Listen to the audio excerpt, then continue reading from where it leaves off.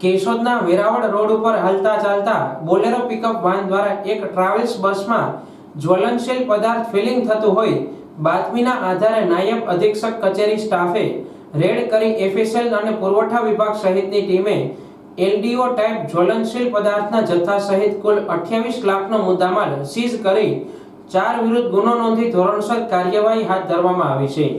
આ ઘટનાની ફરિયાદમાં જણાવ્યા મુજબ કેશોદના વેરાવળ રોડ પર રોયલ એનફિલ્ડ શોરૂમ સામેના ભાગે આવેલ ગ્રાઉન્ડમાં એક બોલેરો પિકઅપ વાહનમાં રહેલ ટેન્ક મારફત ટ્રાવેલ્સ બસમાં એલડીઓ પ્રકારનું જ્વલનશીલ પ્રવાહી ફિલિંગ કરવામાં આવી રહ્યું હતું।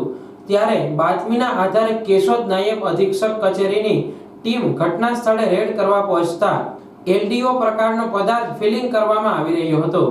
પોલીસે ત્યાં હાજર વ્યક્તિનું નામ પૂછતા ન્યૂ ભારત ટ્રાવેલ્સ લખેલી બસમાં સુરતમાં રહેતા ડ્રાઈવર પાર્થ નાગજીભાઈ ડોબરિયા, જ્યારે બસના સુરતના ક્લીનર ઇરફાનભાઈ પીરુભાઈ ધંધુકિયા હોવાનું જણાવ્યું હતું। જ્યારે બોલેરો પિકઅપ વાહન ચલાવતા અને તેમજ ફિલર કરતા 2 બાળકો સગીર હોવાનું જણાવ્યું હતું।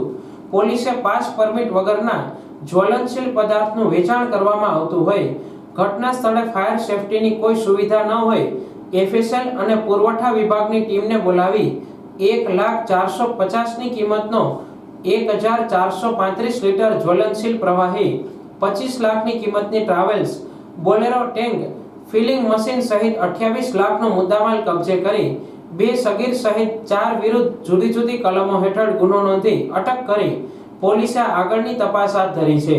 જ્યારે બોલેરોમાં જ્વલનશીલ પદાર્થનું ફિલિંગ કરતા બંને સગીર બાળકોના વાલીઓને બોલાવી તેમને નોટિસ આપવા તજવીજ હાથ ધરી હતી।